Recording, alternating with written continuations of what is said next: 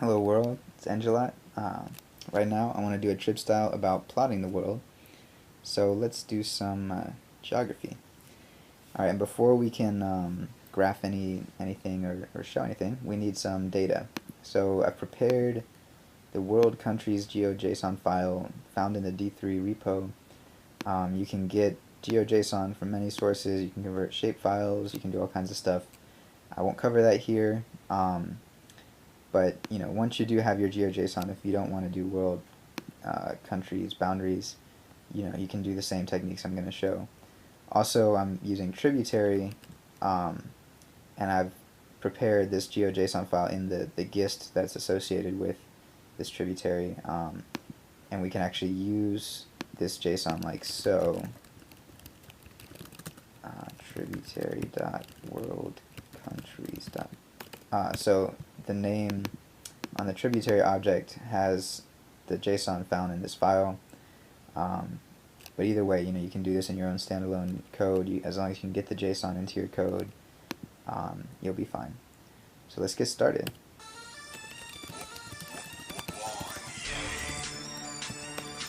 Alright, before we can draw anything, we want to turn the longitude, latitude coordinates found in these features into XY coordinates so that we can draw them, right? So the way we do that is with a projection function.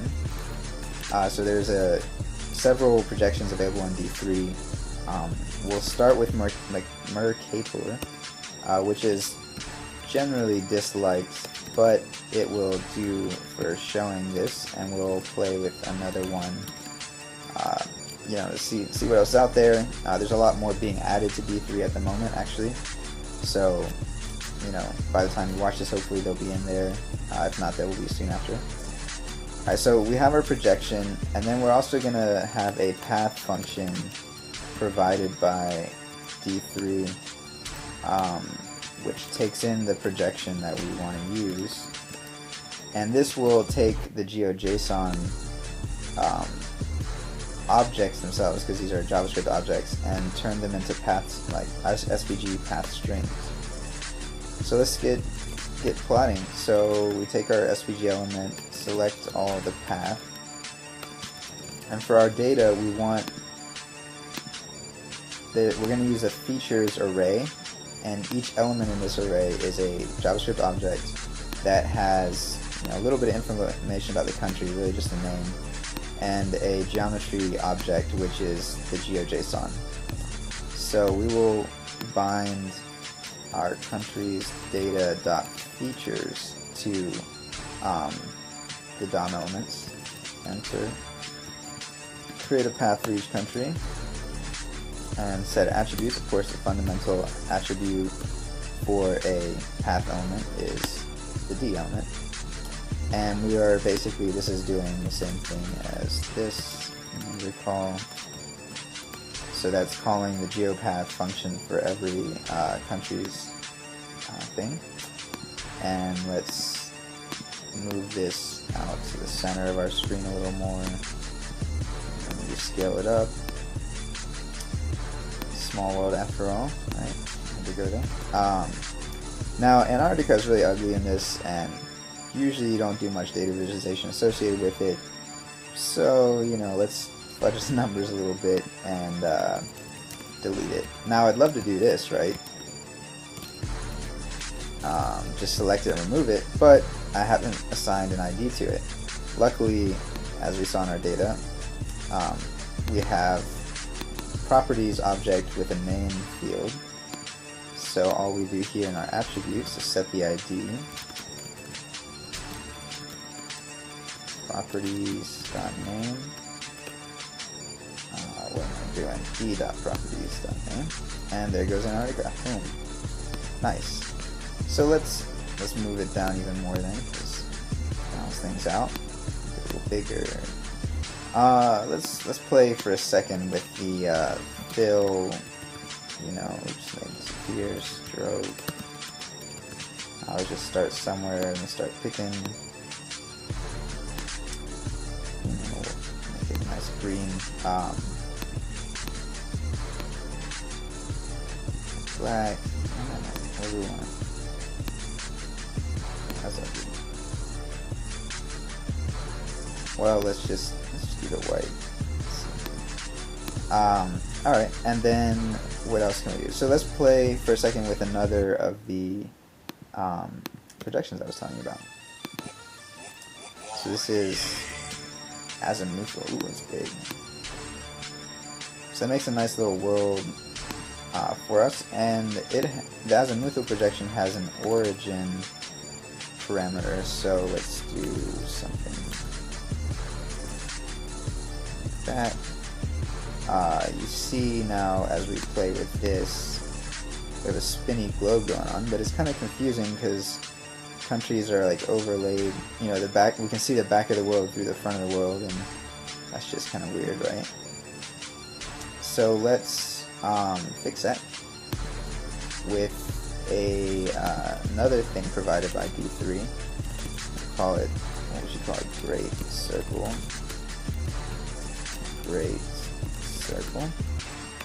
And again, we give it the projection. Or is it not projection? I have this saved here.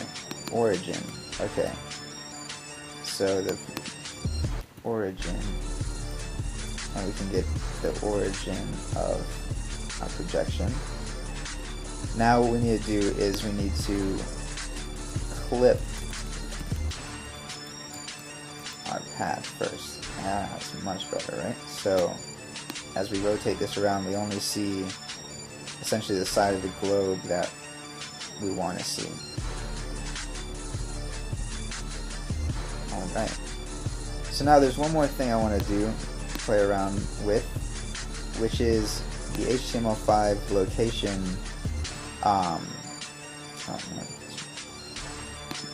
API. So I saved over here the command to do it. I don't have everything memorized. So this takes a callback function on success, and let's look at what it returns. So this geoposition element with the chords, and then it has latitude and longitude here. So let us draw a little circle for where I am. So let's do SVG append a circle.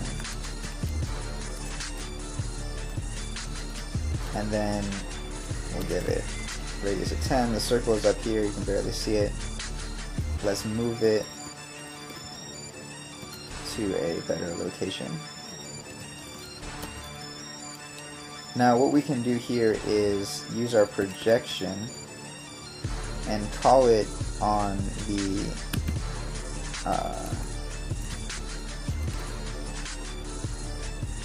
here, let's make this a function.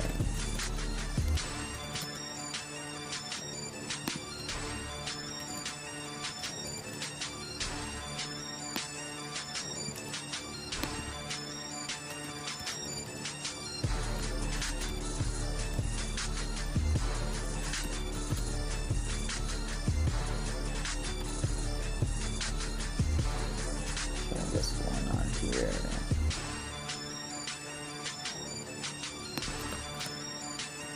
So is it?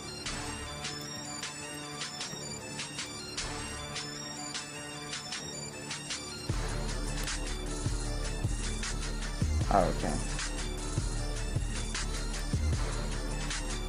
Close my parentheses and stuff. Hey, look, there's a circle. Let's make it smaller, and we'll see that it's right where San Francisco or Bay Area should be. I don't know. Let's. Oops.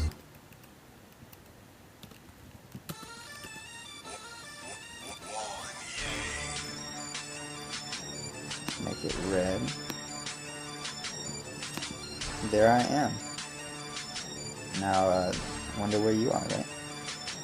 So that's it. You know, we put ourselves on the map, and yeah, looks pretty good.